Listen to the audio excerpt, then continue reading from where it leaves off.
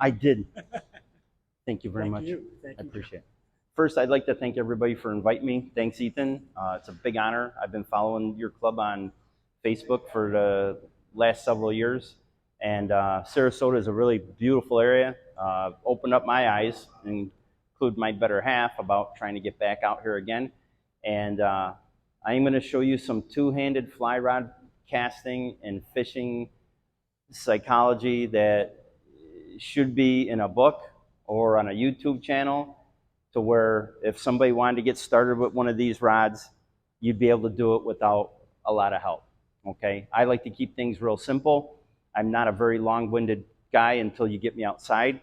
And basically, I'm going to show you how easy a two-handed fly rod can be. So for anybody know what a Spey Rod is, or have heard of a Spey Rod? Okay, we've all heard of them, right? And we think it's you gotta use your Spey Rod in moving water in a trout stream. Well, guess what? We're not in Oregon. We're not at the Skagit River. We're not in Alaska. We are in Florida. You can pond hop for bass. You can go to the beach. You can fish jetties like Sebastian Inlet. I'm not real familiar with the area, but any kind of jetty or walkway that you have going out to the ocean, you can utilize a two-handed fly rod. Okay? So what I'm going to do is I'm going to do a quick presentation here. We'll go outside, and I'll go over some of the gear, and then when we come back in, I'll answer any question that you can have, and please fire away, because I'm ready. Okay? So again, thank you very much. It's a big honor to be here. Do I really need this? Can you hear me like this? Okay, all right, because I got to have both hands.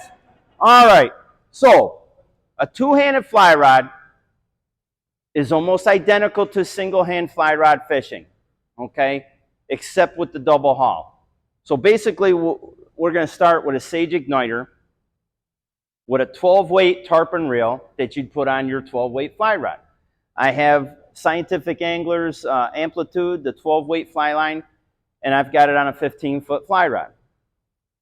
The benefit of this rod is when you put 40 feet of the tip out the rod and you go back and forth like this and bottom hand dominate your cast, you'll take the whole 100 feet and zing it out into the water without hardly any false casting. Everybody knows how to do a roll cast, right? What's the one thing that the roll cast commonly has? It's always in motion, right?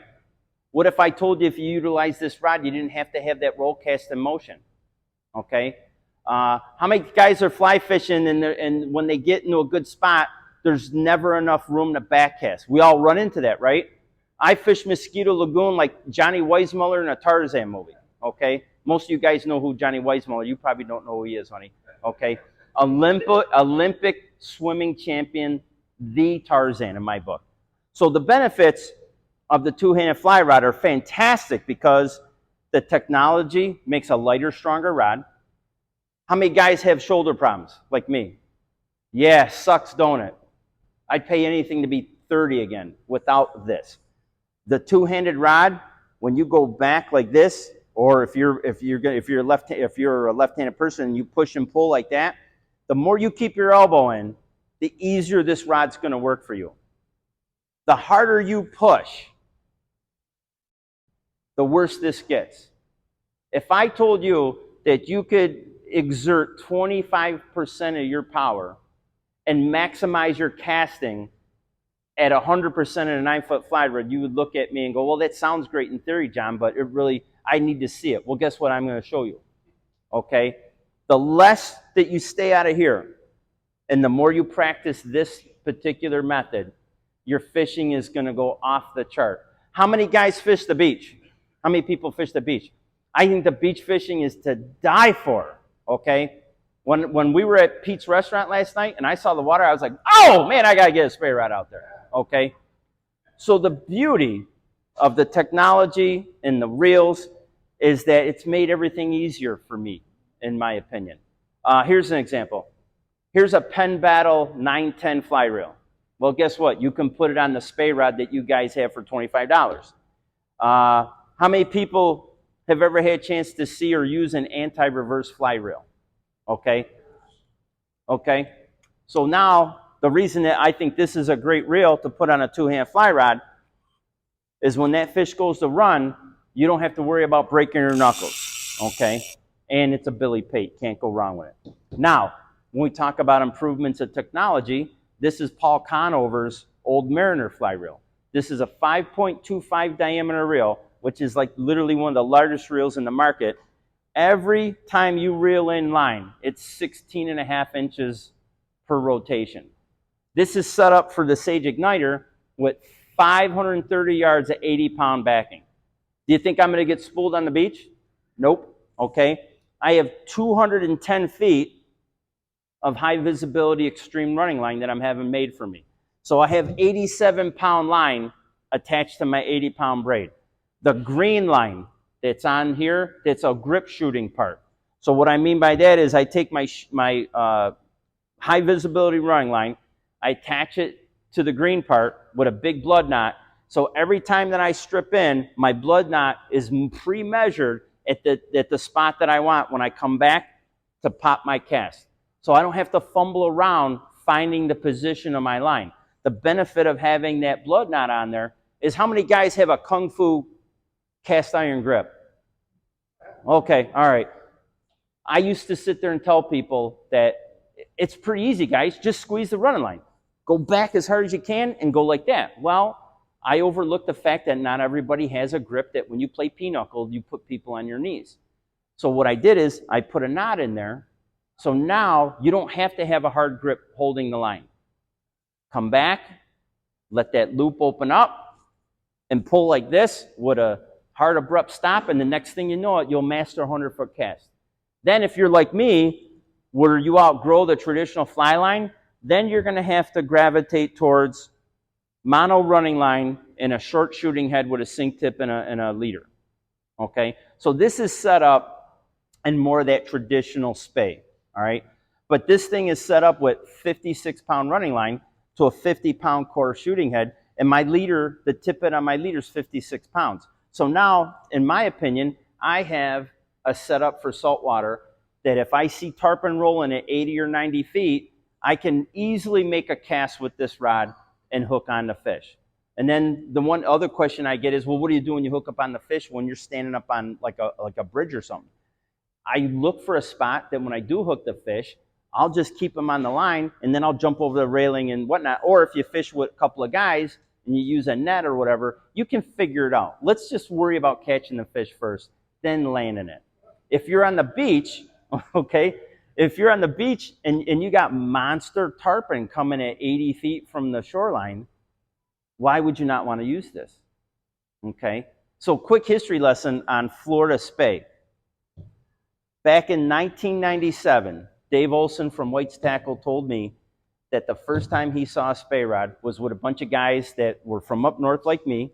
They moved down here, and they were using Spey Rods. But they were traditionally Spey fishing. So then traditional techniques with long belly lines evolved into Skagit lines, which are short shooting heads. Then you've got Scandi lines, which are like 40-foot shooting heads. Okay, so typically with a Skagit line, you're supposed to put a sink tip on it, then your leader, and then it bounces out just like your fly line. The problem with that is you don't always have to have a sink tip on your line. So I like versatility and being diverse on my fishing. So with my stripping basket, in my Elmer Fudd waistband here, I basically have everything that I possibly need. So in the event of losing a shooting head, I got another one. I got another one. I got another one. And I got another one. Okay? So the beautiful thing about utilizing shooting heads or Skagit and Scandi heads is that you don't have to use it for its intended purpose. Okay? So you got guys that are like, hey, John, just grab a 40-foot Scandi head. It'll be just like a 12-weight line, and then all you got to do is replace it with running line. So getting into running line, the only reason I use mono is because it gives me distance. It gives me distance. It gives me a stronger poundage. So if I want to go, if I want to try and land a 200-pound tarpon on a spey rod, now my gear is going to match the fish. If I just want to have fun, I'll put 40 or 50 pound on there, and I can be a traditional spey rod guy. I don't have to follow everything that's in existence. So with that being said, who wants to go outside and chuck some plastic? All right. Are you guys happy that we're talking about spey rods? All right, let's do it. Sorry, I have an intense personality, okay? Now this works for the skinny guys, okay? But I've been trying to become a fat fly fisherman. It's just not working. So everything that I like to incorporate has a purpose. And I gotta be brutally honest with you, I can't stand this thing here like this. What I can't stand is generating a good cast and then missing out on a fish because something grabbed my fly line, like say my shoelace or a branch or whatever, okay? So this helps me with my casting, okay? So I've got the Sage Igniter set up, like I say, with a 12-weight tarpon rod or line. And then when I use the basket, I can still hold this rod as if I'm single-handed fishing. So I'm really not changing my technique too much with the two-handed fly rod. Then when I want to load the rod, I want to make sure I have enough line out the tip. I want a shoulder width grip. You'll see guys in spey, they grab it like this. I prefer this because I hold my elbow in, and when you watch my grip, it's going to be like,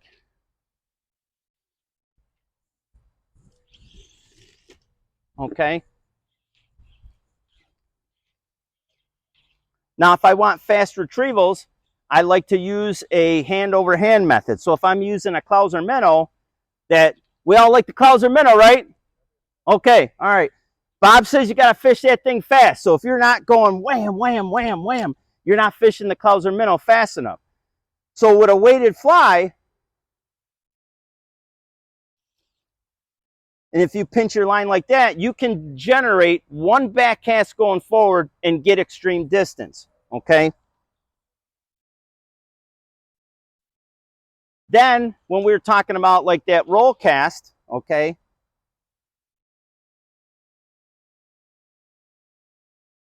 we were talking about what? D-loops and anchor points, right?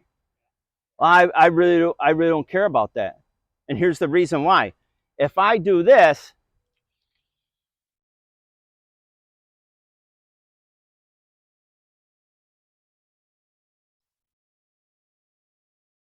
how am I able to get my fly out if I have to rely on an anchor point and a D-loop? Right. Okay, now if I don't have any room behind me, sometimes that anchor point and D-loop method's not going to work because you don't have the room to achieve that D-loop. Because if the D-loop's not back by the sidewalk, you can't load them properly with a water anchor cast, okay? So if I come back like this,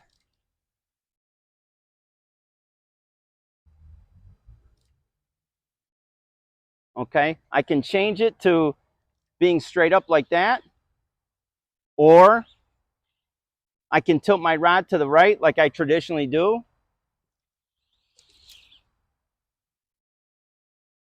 How many guys would like to cast like that with a single hand rod? We all would, right? Okay.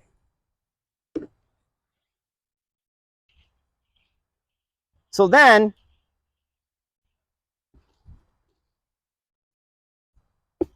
got to get rid of this because it makes it uncomfortable for me to do this next cast. So that's the benefit of the stripping basket because I can have all my stuff with me and whatnot. And let's see here. Okay. Who likes Ralph Macchio? Oh my God. Who watched The Karate Kid? Okay. All right. So we know The Karate Kid, right? Okay. I'm going to try and do this without falling on my keister. Okay. Really nice line speed. Part of it's the rod, part of it's the line, and part of me is figuring out how to use it. Okay, so the next one, okay. How many guys like sneak it up on fish? and stalking their prey. I do too, guys, okay? So, I fish a lot of grass carp in Orlando, and I might have to get down like this. And you see how I drop the line to the ground? I can do a variable cast to get my fly out there, okay? So one of the other questions I get is, hey, John, you know, can you use it in a kayak?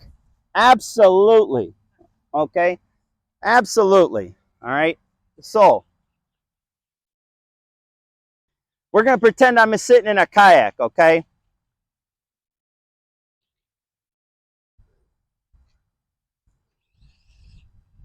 Okay?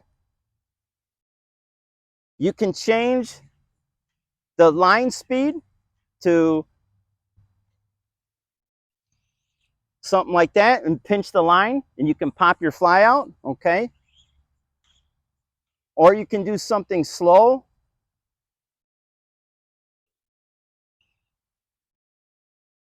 You can change anything that you want.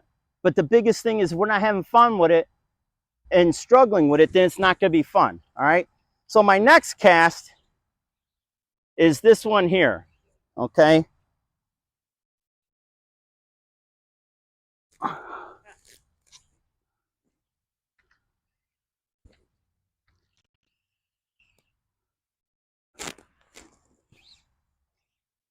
So now to make it harder, okay, I have to see, okay, all right.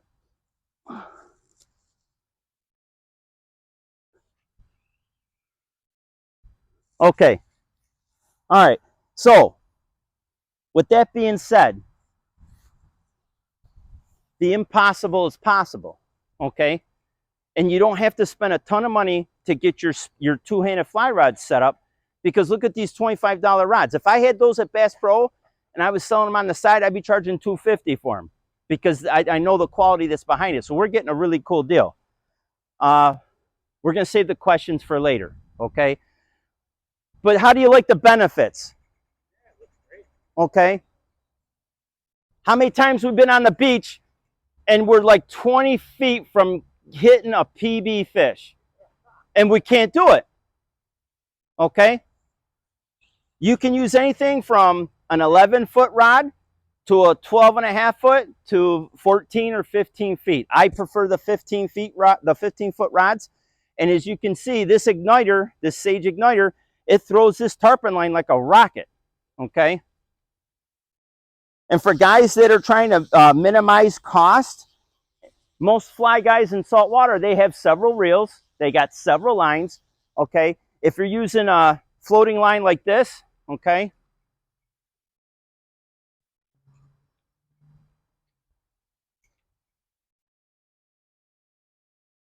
You see how my rod tip stays up? That's how I tighten up my loop to get line speed.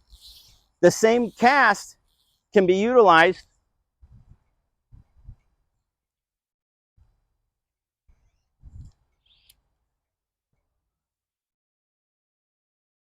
so managing a lot of line out the tip of the rod is way easier utilizing this than a 9-foot rod, okay? So now we're gonna look at the traditional setup that you'd use for Spey.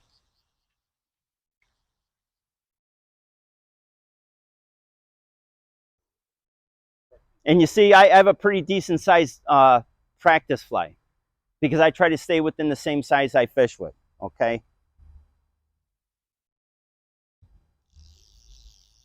How do you like the two-handed plastic chucking machine now? Thank you, guys. I really appreciate it. Okay, so now, one of the reasons I like a monofilament running line is because I can get ungodly line speed like there's no tomorrow. So this is a Sage R8 15-foot 10 weight, and they've got it labeled as a 675 to 750 grain Skagit head, which is this short little fat guy right here, okay? I wish I was the short fat guy, but it's not working out for me. So this is set up with a sink tip, mono running line in a grip shooter. I have it teamed up with an Old Mariner fly reel, which gives me another advantage. So if I hook big fish, it's like using a conventional reel. So when I go to bear down and that line is tight and it's pulling on the reel, I don't have to worry about the spool or any grinding in my reel, because there's only a handful of reels on the market that when you reel it in super tight, they don't have any of this torsional back and forth on the rod or the reel. So if I'm overhead casting, I want to get my line out, which isn't happening as fast as I want, okay, because I was in a hurry. But you see how everything is bottom hand, okay?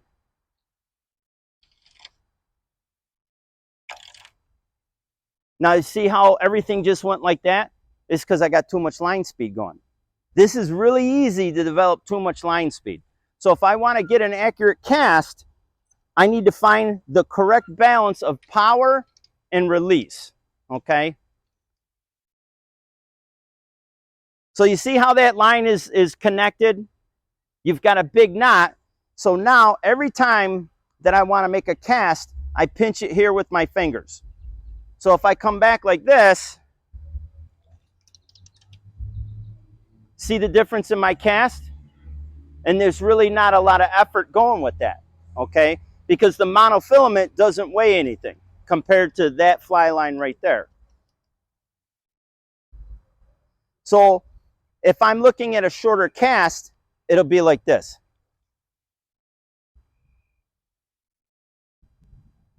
Okay?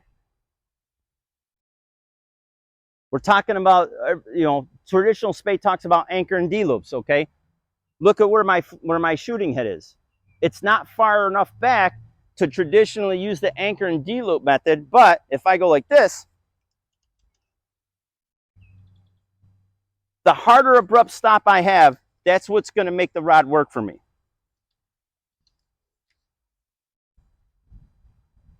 And anytime that you do use a mono running line system, you want to have overhang.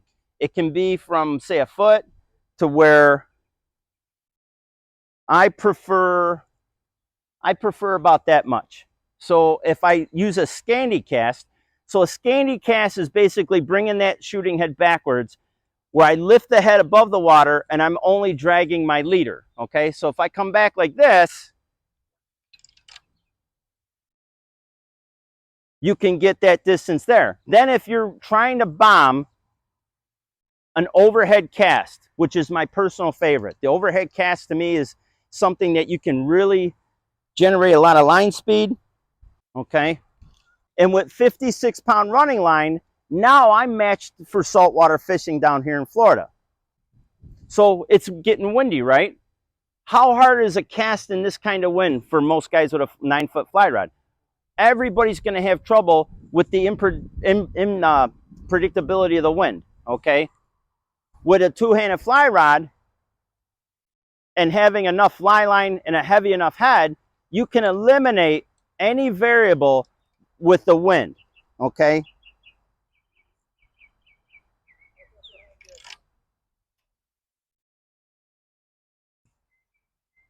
Now you saw how that fly kind of went like this and then went like that? That's because I'm still pulling too hard. How many guys are always self-diagnosing their casting? Every single person here, right? It's no different with Spey or with Florida Spey than it is with a 9-foot rod, okay? But if you were casting that kind of distance with those two-handed rods, would you guys be happy with that? How many guys would hook into more PB fish? I think every single person here that puts the time into it, okay? So some of the things that I do for my training, because I treat this as an Olympic sport, okay? If you want to get good at it, you got to put the time into it. So here's the typical question I get with mono running line, okay? Hey, John, what kind of mono running line do you use? Because, every time I cast, I'm getting like a bird's nest. It's because you're pulling too hard. How many casts did you make this week? I casted like a couple weeks ago. Why? What are you doing? For every guy that is retired, take 30 minutes a day. After 21 days, you'll do this. Back. It'll be that easy. So I've been getting kind of chastised for saying it is that easy because it's really not. But if you don't put the time into it, guys, how many guys want PB fish? We all want PB fish, right? Okay.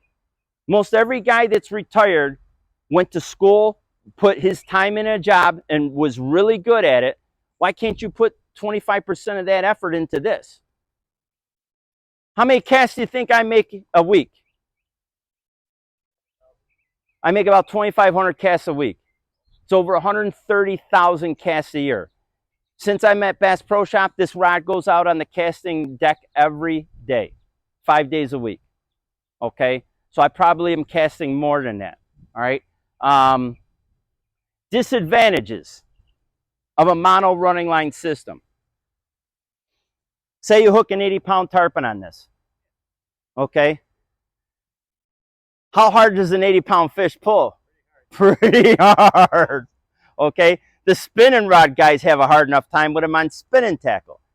You got to use finger protection. Okay? If I'm using this and that fish goes to take off, the first thing I'm doing is I'm going like this and getting that fish on the reel. I'm not playing. If I got to start moving backwards to put line on the reel, I want to get line on the reel. Okay? How many people watch guys mend their cast? How many trout guys we got in here? Right? Everybody's heard the term mending your cast, right? Okay. Have you ever seen a Spey Rod air mend cast? This is what I'm talking about. Okay? So from time to time, when you pull too hard with a double hand fly rod, you are going to screw up your cast. Okay? If you try to muscle your cast, you're going to screw it up. Okay? So if I go back like this and then go like that, see how what I just did is I started pulling my rod back and I'm straightening out my cast. How many guys would love to hook into a monster permit down in the Keys? You take a rod like this, you'll be able to make a cast that fish, he won't see you coming. Okay? So air mending is a typical thing that Spey Rod fishermen do in the Pacific Northwest, but nobody really says, they never really say what it is. Okay? So when you watch guys on YouTube and they make their cast, okay, if I want to kick my fly out a certain way, I'm going to pull back on my running line, okay? And then, see what I just did? I did it on purpose, okay? This is your worst nightmare. This is what happens when you pull too hard, okay? So the next question, I guess, John, what are you going to do if a fish hits your fly while you're doing this? I guess I'm going to be sprinting down the beach. So, unfortunately, like a bait caster, this is going to occur from time to time. When it does happen, you got to tell yourself, don't pull so hard when you make the cast. All right? As you can always see, when I'm using the high visibility running line, I want to be out of the way of my line. Okay? This is my one drill that I practice at home.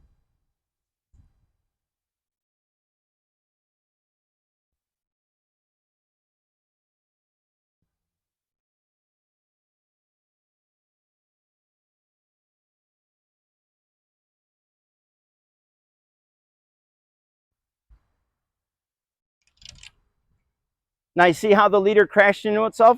What did I do wrong? There you go. Okay? So the cool thing about trying to learn this is that when you see a problem, the next cast you can fix it. And then you can hopefully not make that same mistake again. All right? Now a shorter leader would prevent a lot of that from happening. Okay? But if I'm trying to use this setup for being stealthy, I prefer the longer leader. See how that fly was like here and then it went up like that? And then when I pinched the line, what did I do? I saved my cast. So guess what happens? By using a mono running line system and you go back to a 9-foot fly rod with regular line, guess what you see more of? Every little imperfection of the single-handed rod cast. How many guys pinch their fly line on their 9-foot rod to kick out their fly? Right. Very few of us will do that. When the cast gets made and we pinch, all right? Because there's going to be a time where we have to figure out another way of presenting that, okay? So, how did you like the mono running line shooting head system? Lots of benefits, but when you crash, oh, it's not pretty, okay? You'll have to practice more with this than that. How did you like the traditional tarpon line on a long rod? Fantastic. Like I say, guys, I can't thank you enough for having me out here. I really appreciate it.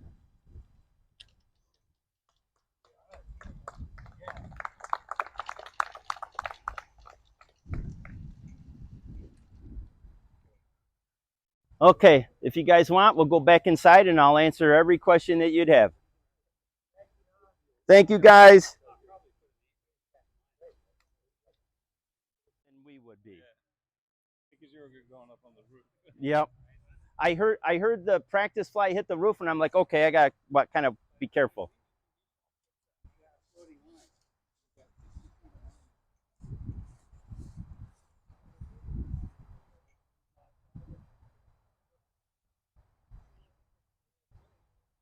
Okay, now you're a strong guy.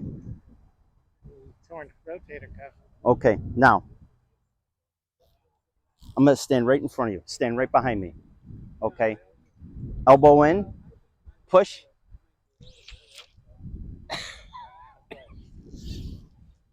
Put this hand up a few more inches and only hang on to the fly line with your right hand. Okay, because right now there's like too many components. 40 feet. Is that too much out? No, that hang on, let me see for a second. Okay, that's good. Okay, so if you and I are close shoulders build. Okay, so if you move up a little bit here and then just 2 fingers around the bottom. So I normally go like this. All right, Okay. elbow in, push, and then pull with the bottom hand. Don't push with this hand. How'd you like that? How'd you like that?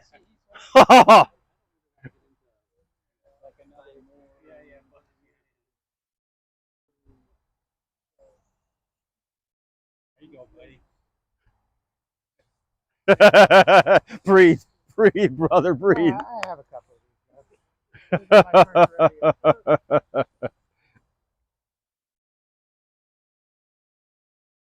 So the problem with the righty guy, Hand. All right. Dave Olson is a left-handed guy, so he pushes and pulls with his dominant hand on the bottom. yeah, well that's that because it teaches you, like when you're first learning, it teaches you, because the single-handed guy, like I'm lefty, right? So when I tried spey casting, this is what I was doing. Handed fly rod fisherman uses, you can incorporate it with this. Yeah. Oh yeah.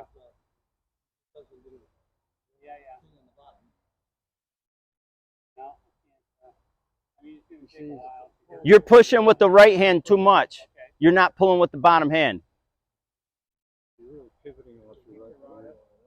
Pretend that your right shoulder is torn. The right hand has no bearing in your forward cast. When you go to pull the fly line, look at me for a second, you got to go push him like this, okay? Because if you're too soft here, you're going to screw up your forward cast from the get-go. Now pull. See the difference? It's all bottom hand. The Scandinavian guys are all bottom hand, and they laugh at the Americans because we're still trying to use the right hand as if a 9-foot fly rod is being used. Yeah, well, that's what, I mean, I got 30, 40 years of that's okay. This is the first time I've kicked this up. Right? So on a drill to get out of that behavior, okay, you've got back,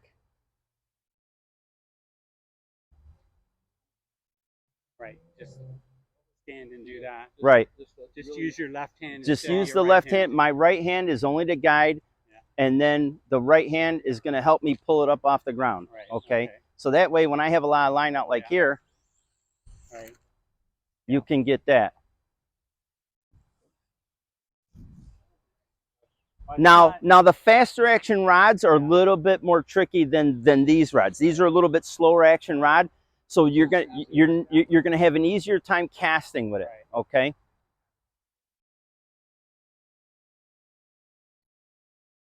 See? That was better, yeah. Much better. Yeah. Listen. Cool. It's gonna take a while. Yeah, I gotta get. And then on the pond and you gotta practice. Yeah, that's cool. We're gonna bend your ear a little bit. Absolutely. So we got this, but we've never thrown it. You back up a little? Yeah.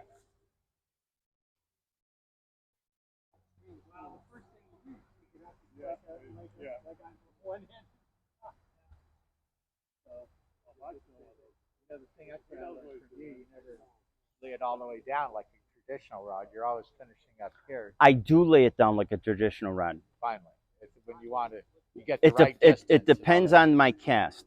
Okay. But when you're trying to create a method of learning how to load the rod, you got to have that accelerate to a hard stop. Yeah. Once that's developed, then you can fine tune it and create your own cast. That is a 15-foot 10 weight. 10 weight, yeah. And then Sage says that that's rated for a 750 grain head. I can throw an 850 grain sinking shooting head that you throw on a 16 weight with that. Right. And you'll be over the backstop of the fence. Sure.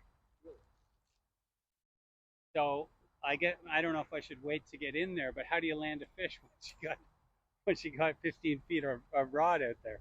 Okay, so say you hook into a big enough fish that's going to put you on the reel. Yeah. Once you get him on the reel, fight him the same way you would with a 9-foot 12 weight. Sure, I'm talking about you're in the kayak now and you got to get this fish. He's got 14 feet of rod out front of you, and the fish is like, how do I get a hold of that line? You just pull it back. You just like pull this, it back, and then when the line grab comes here, then grab the line. leader. Yeah. Okay. Setting the hook, how different is that? My technique is the same on a 9-foot rod as it is there. The lines that I use my leaders are low stretch copolymer lines from Germany, and basically you need more head out. Man, he's gonna bomb the guy next door with that cast. Okay, so everything to me is on a low line stretch system. So when the fish hits the fly, he's setting the hook. Right. Okay. Yeah. But you're doing a strip strike anyways. You're not trying to raise that rod. No, never. Yeah. Never ever. Yeah. Do well, I the weight of it? Do I wait? Make you No, wanna because stop it. if I'm holding it like this and I'm stripping like that, Yeah. my fast retrieve and then locking the line is setting the hook. So I traditionally don't do a strip set. Yeah. Oh, okay. All you do is stop the line. I just stop the line. John, where do you hold it here? You're way up like this? You're gonna come. You want to get some of that line out. Okay. Let me see this rod real quick. Okay. Okay. All right. You're left-handed. Yeah, it's okay. Okay. Are you gonna cast like this? Yeah. Okay. All right. See how that rod bends? Okay. Yes. So that's where you're stopping it, right? You wanna hold it here. See how easy this rod is? Okay. This rod loads really good. Okay. And if I've got the line change here. Okay, the line. Okay. Right. Okay, So you see how you have this? They call that overhang. Right. Okay. If I'm gonna do an overhead cast, I'm gonna come up. Okay. Yeah. You see what I mean? Now, if we're gonna like roll cast, let me just kind of scooch over Yeah. just a teeny bit this way. All right. I'm trying to watch your hands here. I'm not worried. I know how you've been loading up. Right. If I get the hand motion. Yep. So I always like shoulder width grip, and then this is my grip. I don't ever do this. And I'm left-handed, so I'm going. Right. Am I crossing like this or? No, you're gonna go like this. You my get left-handed. over here. Okay. Okay. So you're left-handed, right? Yes. Okay. So usually left-handed guys will go like this. Oh, Okay. Yeah. It's going to be push and it's going to be pull. all right. Okay. All right. We're summer birds now. We're sneaking out. We're leaving Colorado, Wyoming, Utah. So again, elbow in. Yeah. I'm going to tilt off to the side, up, like Yeah, that. that rod, we got a pretty good setup on You that have rod. a really good setup with that. Like I said, if I was So selling, I gotta hold it like this. Now I have it on this side of my body, or no? I just no. You're gonna be pinch the line like that. Yeah. Okay. Like this. Yeah. And then look forward. You're gonna be back and forward, back and bottom hand like that. Okay. Okay, I'm not gonna cast. Right. Don't push Oh, with don't push with the left hand. See what happens. It's all bottom hand. Okay.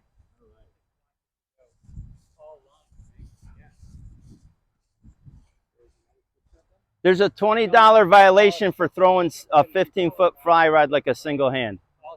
You guys are supposed to laugh. So if you move your right hand up to here, Yeah. like that, don't hang on to this. Pinch it here with these two fingers. Right. Okay. Keep that thumb there. Grab here like this. Right. Okay. You're gonna go back. Don't push with the right hand. Don't push with the right hand. Don't push with the right hand. Pull. It's all with the. It's all the bottom hand. It's the left hand. See the difference? I can feel a difference. You will make the rod do all the work by push and pull, push and pull. If you keep trying to do a 9-foot fly rod, you'll never get the distance on a windy day. And then next thing you know, you're more right hand dominant than anything else. There you go. See? When you hear through the guides, you know you're getting a good line speed. See? You see? You got it. That's cool. Hey, it's like the Geico commercial. It's so easy a caveman can do it. The whole new discipline. I need a scagging hand and a shooting hand and You don't need any of that I know, stuff. I'm just gonna Yeah. use the regular stuff I got. Right. That's why I'm doing it. You gotta come try it.